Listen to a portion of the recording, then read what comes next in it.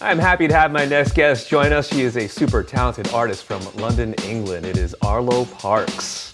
Hello. Arlo, thank you so much for your time. I really appreciate you doing this. Yeah, thanks for having me, bud. How are you doing? Very good. I'm very curious. How are you? Well, first of all, where are you? And Doing how are very you well. doing? Yeah, I'm in West London at the moment, in my family home. It's been really a series of ups and downs. I think it has been for everyone. I think personally, I found myself to be relatively productive. I'm a very restless person, so I've just been picking up new things. Like I taught myself to DJ. I've been reading a lot of essays, a lot of art history stuff. I've been writing for the debut album. So I think I've kept sane by just doing a lot of things. What about living with your family? You just said you're in your family home. That's really interesting that a lot of artists, you know the old adage, right? The starving artist. And Yeah. and for Yeah, someone like yourself that's on the come up and obviously getting a lot of nice press and a lot of people who really dig your music, it's you're still on this early part of your career. And so, mm, living with your family must be like a step back in a way. Like, oh, great, yeah, I man. thought I was an independent person. Yeah, man. I don't really mind it too much. I think weirdly, it's kind of helped me creatively just because I'm like sitting in the very chair that I kind of started making music in.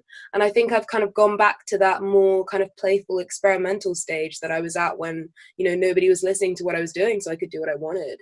So I think it's been weirdly grounding. So with this, time has been like a weird thing for a lot of people. They are like, man, time is dragging on. For some people, it's Mm, like, wow, I can't believe it's already July. Uh, mm. what type of person are you? Are you a planner, a structured person, or are you like me, a night owl where there's so many distractions during the day, by the time 1 o'clock hits, you're like, okay, I can focus, and then Yeah, you really get exactly. productive. I'm exactly that. I'm very much like a night. I'm not a morning person, never have been, never could be. I just feel most alive at night because it feels like everything's just kind of quiet and it just feels like I can just focus on my thoughts and like I stay up far too late and get up far too late. That's kind of my vibe. Yeah. We have that in common. So, how many people are in your house? You said that you're doing a lot of things. You're doing reading. You taught yourself to Mm. DJ. How many people are in your house, and how many distractions are there? Honestly, so it's just my little brother and my parents. And so we kind of just keep to ourselves. Like we all kind of have our things that we're doing. So it's actually not there haven't been that many distractions. I think it's mainly just been like I've been spending a little bit too much time online, I think. And getting distracted by like Instagram or like just going into weird like YouTube wormholes. But I've been trying to stay a little bit more disciplined with that. What type of things are you reading and watching? And I guess, are Mm. you being purposeful in what you're doing or what you're listening to, what you're watching, and using that as an influence or in a way to inform your future art?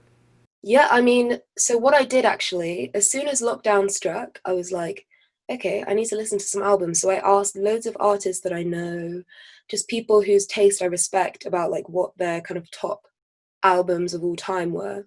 And I compiled this very, very, very long list. And then I just worked my way through it. And then, in terms of films, I think I just asked people who I thought would be knowledgeable about that kind of thing. Like, what should I watch? What do I like? And people who know me as well. So their recommendations were great. I mean, I've been watching a lot of David Lynch movies and like Hitchcock movies. I've been reading some philosophy. So I've been reading like Kierkegaard, but I've also been reading like Dostoevsky is like this Russian novelist. I've been reading like a lot of poetry. I've read some plays as well. It's been like I think I've just kind of cast the net wide and almost gone for things that are maybe slightly left of what I usually would go for. Because I'm definitely someone who gets caught in a rut. Like I'll read the same book over and over again, or I'll watch the same film over and over again. But I wanted to expand my horizons. So throughout this quarantine, you also released Black Dog, and Mm, that's been a gate opener to introduce Arlo Parks to a lot of us here in the U.S. mm, A very relevant song for this time. Was mm. that written during this time, or was that something you had written and stored away, and kind of now is the right time to release it?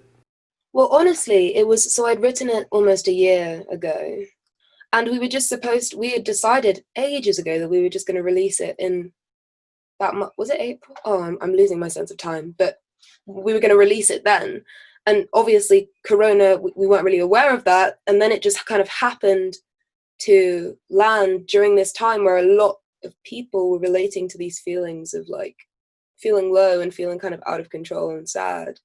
And I think it's been a beautiful thing to be able to feel like I'm helping people on like a wider scale, if that makes sense. Yeah, it's a beautiful song. Like I said, it's relevant. Where do you think you get that sense of being able to tap into an emotion to something that is so relatable and speaks to so many people? Because you obviously have a wealth of songs that have really resonated. I'm not sure. I think I've just always been somebody who I'm kind of like an observer and I love people. So I have a lot of conversations with people from all walks of life. And I think having kind of a natural sense of empathy means that I can kind of, I don't know, I think I'm also a very emotional person. And I'm not really sure like where my kind of style or my tone or anything comes from. I think it's just a result of my personality, I guess. I don't know.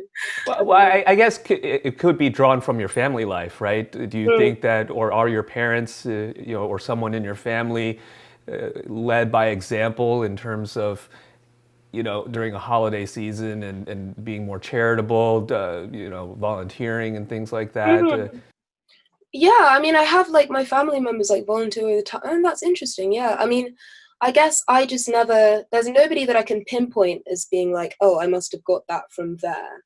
But my parents have always been very kind of like compassionate and open people. And I think they raised me to be the same. And I think maybe that's why I also like to just approach people in situations with like just no sense of judgment, just kind of take it in as it is. And I guess that helps me kind of talk about different kinds of situations with a sense of honesty and a lack of judgment.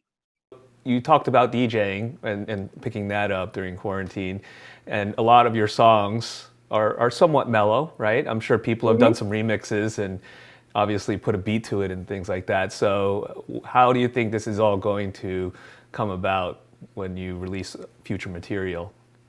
In terms of remixes or in terms of what kind of music I'm In going to be terms making? of an original piece of music, Oh do you? yeah. Oh, hmm. I'm not sure. I think I just don't know. I think I've kind of been very much like honed in on the present moment and just like I think it's all feels very nebulous right now. But I think there's definitely going to be a sense of experimentation, and I think it's going to be. I don't know. I also really enjoy it when people do like remixes and covers of my songs. I think it's so sweet, and like I don't know. I think we'll see. I think we'll see. Because you were going to plan to release an album this year, right? Yeah, and like it's all kind of up in the air. I mean, there was never really a solid date, but that was kind of the hope. And I mean, it's coming together right now. There's still no set date, but I'm definitely writing plenty. So, Well, gosh, we are really looking forward to whatever new music you have. I will just eat that all right up. You have a whole bunch of fans here in San Francisco, and I really appreciate amazing. you taking time for doing this. Yeah, but I mean, hopefully I can play a show out there soon.